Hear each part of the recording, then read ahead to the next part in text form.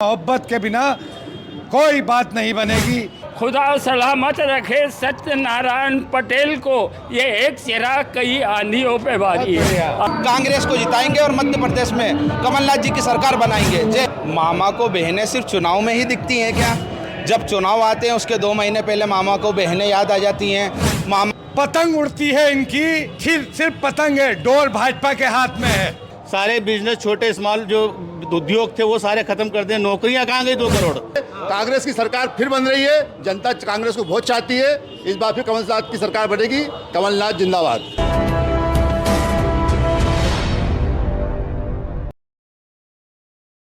भारत जोड़ो यात्रा के दौरान सबसे मशहूर अगर कोई नारा बना तो वो था राहुल गांधी द्वारा कहा गया कि नफरत के बाजार में मोहब्बत की दुकान खोल रहा हूं। इसी से प्रेरित होकर कांग्रेस के कई कार्यकर्ताओं ने अलग अलग शहरों में मोहब्बत की दुकान के नाम से अपने कार्यालय का नाम रख दिया। हम पहुंचे हैं इस वक्त इंदौर की विधानसभा नंबर 5 पर और यहाँ भी राहुल गांधी द्वारा गढ़े गए नारे नफरत के बाजार में मोहब्बत की दुकान, यहाँ भी मोहब्बत की दुकान खुल गई है। ये मेरे पीछे आप देखेंगे कि जो आपको होर्डिंग पे नज़र आएगा मोहब्बत की दुकान, और फिर पीछे इधर आप देखेंगे साइड में यहाँ पर लिखा है मेरा पैगाम मोहब्बत है। जिगर मुरादाबादी का एक शेर था, मेरा पैगाम मोहब्बत है। जहाँ तक पहुँचे उनका जो काम है वो अहले सियासत जाने। मोहब्बत की दुकान की बातें और मोहब्बत की बातें अब सियासी लोग करने लगे हैं। मैं इन्हीं लोगों से जानना चाहूँगा कि आखिर क्या ज़रूरत पड़ी कि जब देश विश्व गुरु बनने की ओर अग्रसर है, अमृतकाल चल रहा है, तो ऐसे में मोहब्बत की दुकान खोलने की क्या ज़रूरत पड़ गई? आज देश में चारों तरफ भारतीय जनता पार्टी जिस तरह से नफरत फैला रही है, हमारे नेता ने जो कि एक ऐसे परिवार से हैं जिसमें इस देश को हमेशा खिदमत दी, लोगों का विकास किया, 4 प्रधानमंत्री बने, राहुल गांधी जी जो कि कन्याकुमारी से कश्मीर तक एक पैगाम लेके निकले और घर घर उन्होंने पैगाम पहुंचाया और इस देश में जो अराजकता और जो नफरत फैली थी उसको अपनी मोहब्बत से ख़त्म किया और हर घर में संदेश पहुंचाया कि मोहब्बत के बिना कोई बात नहीं बनेगी। आज सारा देश उनके पीछे है और मोहब्बत इस देश में है। अच्छा, मोहब्बत इस देश में है, सारा देश उनके पीछे है, ऐसा कहना है इनका। आप सहमत हैं इनकी बात से? जी हाँ, मैं तो इस बात से भी सहमत हूँ कि जो उम्मीदवार हमारे क्षेत्र में आया है वो गरीबों का हमदर्द है। हमेशा उन्होंने गरीबों की तकलीफ़ को देखा है। उड़ान वालों उड़ान पे वक्त तो भारी है, अब परों की नहीं हौसलों की बारी है। खुदा सलामत रखे सत्यनारायण पटेल को, ये एक चिराग कई आंधियों पे भारी है। अस्सलाम वालेकुम। अच्छा, पिछली बार सत्यनारायण पटेल यहाँ बहुत कम अंतर से हार गए थे। इस बार लग रहा है कि वो हार का सिलसिला तोड़ पाएंगे। पिछली बार उनको जो है तैयारी कहीं और की थी, लेकिन टिकट विधानसभा 5 का मिला। फिर भी क्षेत्र के अंदर से, पूरी विधानसभा के अंदर से वो मतलब उनको जो प्यार मिला है वो बहुत प्यार मिला है और मात्र 1100 वोट से वो पराजित हुए थे। लेकिन इस बार पूरे 5 साल उन्होंने इस विधानसभा को दिए हैं और मोहब्बत का पैगाम दिया है। हर वर्ग के लोगों को जोड़ा है, हर ऊंच नीच के जितने भी लोग हैं उनको आपस में मिलाया है और अपनी मेहनत के हिसाब से उन्होंने अपना काम करके बताया है। और इस बार वो जीत बहुत पक्की है और कई हज़ार वोटों से वो जीतेंगे। क्या लगता है आपको? 4 बार से लगातार बीजेपी यहाँ पर जीतती आई है, इस बार वो बीजेपी का विजय रथ रुकेगा? बिल्कुल, हम इस बार बीजेपी को पराजित करेंगे और विजय होंगे सत्यनारायण पटेल जी, क्योंकि हमने इन 4 साल जो 4 बार से जो विधायक है महेंद्र हांडिया जी, हमने खजराने का कोई विकास होते हुए नहीं देखा। हमें अस्पताल की ज़रूरत थी, हमें नहीं मिला। हमें अच्छे कॉलेज की ज़रूरत थी, हमें नहीं मिला। हमें अच्छे विकास की ज़रूरत थी, हमें नहीं मिला। तो हमारे विधायक जी सत्यनारायण पटेल जी, हमें उम्मीद है कि वो सारे काम हमारे ये करेंगे और हम अच्छे से अच्छे वोटों से इस बार सत्यनारायण पटेल जी को, कांग्रेस को जिताएंगे और मध्य प्रदेश में कमलनाथ जी की सरकार बनाएंगे। जय हिंद, जय भारत। मामा बना रहे हैं बहनों को लखपति और कह रहे हैं फिर से मुख्यमंत्री बनेंगे इस बार फिर। मामा को बहनें सिर्फ चुनाव में ही दिखती हैं क्या? जब चुनाव आते हैं उसके 2 महीने पहले मामा को बहनें याद आ जाती हैं। मामा के सारे जो रेट भाव हैं, गैस के सिलेंडर के भाव हैं, उसे कम कर देते हैं। मामा को इसके अलावा 5 साल 18 साल से मामा है, बहनें कहाँ थी? हम मामा से ये पूछना चाहते हैं कि सिर्फ 2-3 महीने पहले ही बहनें आती हैं याद क्या मामा को? मामा, अगर आपकी बहनें, बीमारू राज्य था जब मुझे कमान मिली थी इस राज्य की, मैंने ही विकास की मुख्य धारा में लाया। कितना विकास किया उन्होंने हमें दिख रहा है। उनका विकास किया उन्होंने खुद का, बीजेपी ने खुद का विकास, एक एक मंत्रियों ने, एक एक विधायकों ने उनका विकास किया। हमें तो ये दिख रहा है अभी तक के 18 साल में हमारे को ऐसा कुछ नहीं दिखा कि विकास की ओर मध्य प्रदेश है और कहाँ पे उड़ान भर रहा है, पूरे राज्य में, पूरे देश में विकास का, मध्य प्रदेश का नाम चल रहा है विकास में, ऐसा तो नहीं देखा हमने। अभी यहाँ से काफिला गुजरा था MIM का, क्या लग रहा है ये काफिला जो है आपकी जो जीत को लेकर जो कहा जाता है टीम बी, ये जो आरोप लगते हैं ये सही है गलत? मैं उसको साबित करता हूँ कैसे। अवैसी जी MIM के चीफ ने घोषणा कर दी कि हम मध्य प्रदेश में चुनाव नहीं लड़ेंगे। उसके बाद कैलाश जी और एक नंबर में संजय शुक्ला की नेक टू नेक फाइट थी, बहुत ताकत से संजय शुक्ला वहाँ लड़ रहे थे। अमित शाह जी और ये सब एक हैं, यहाँ से फोर्स किया गया कि लड़ाया जाए, नहीं तो कैलाश जी हार रहे हैं, तो इस वजह से उन्होंने अवैसी जी ने यहाँ लड़ाया। और वहाँ सिर्फ एक नंबर में नहीं, उसको वहाँ बदनाम होते इसलिए 5 नंबर में डाल दिया। पतंग उड़ती है इनकी, सिर्फ पतंग है, डोर भाजपा के हाथ में है। ये आप इतने गारंटी के साथ कैसे कह सकते हैं इस बात? पूरा हिंदुस्तान जान गया, पूरा मुस्लिम समाज जान गया कि ये एक्सपोज हो चुके हैं कि IMI असदुद्दीन ओवैसी भारतीय जनता पार्टी की बी टीम है। ये सही कह रहे हैं?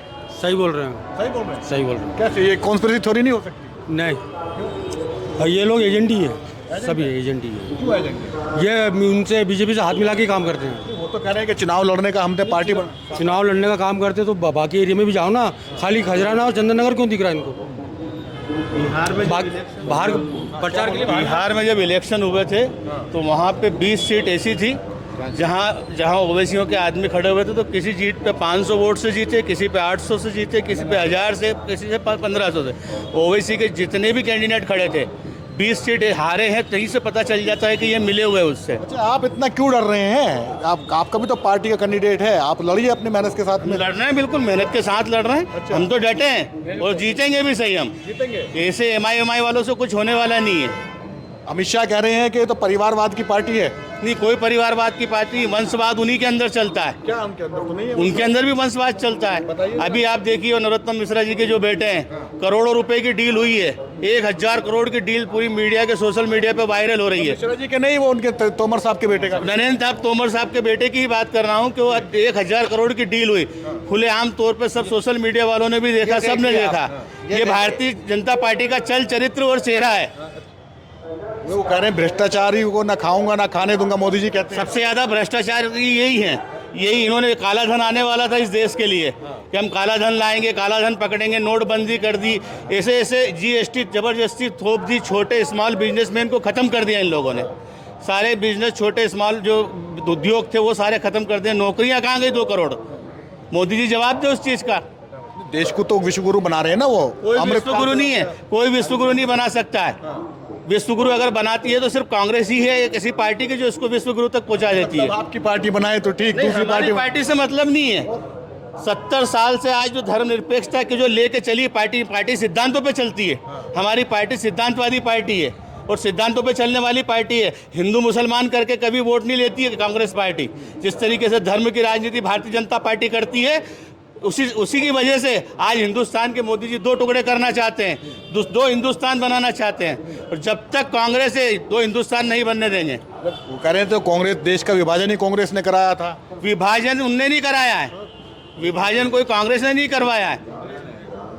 ये तो उस समय के हालात ऐसे थे, उससे परिस्थितियां ऐसी थी कि उस देश का विभाजन हुआ है। अच्छा, कह रहे हैं कि मध्य प्रदेश पहले बीमारू राज्य हुआ करता था, अब तो विकास। मैं जानकारी दे दूं कि आज 4 लाख करोड़ का कर्जा मध्य प्रदेश पे, 3 लाख करोड़ कर्जा था और 1 लाख करोड़ अभी इन्होंने लाडली बहना को देने के लिए वापस नया कर्जा लिया है। तो 4 लाख करोड़ का कर्जा मध्य प्रदेश पे है। और शिवराज जी को जो दे रहा था, ये रेवड़ी बांट रही है, इनकी जेब से नहीं, सरकारी पैसे का उपयोग कर रहे हैं, हमारी GST का उपयोग कर रहे हैं, हमारे इनकम टैक्स पेड का उपयोग कर रहे हैं। तो वो तो कांग्रेस भी कह रही है कि हम 1500 रुपए देंगे, तो वो कांग्रेस के पास विजन है, कांग्रेस के पास ऐसा विजन है, उस विजन के हिसाब से वो बोल रही है कि हम देंगे।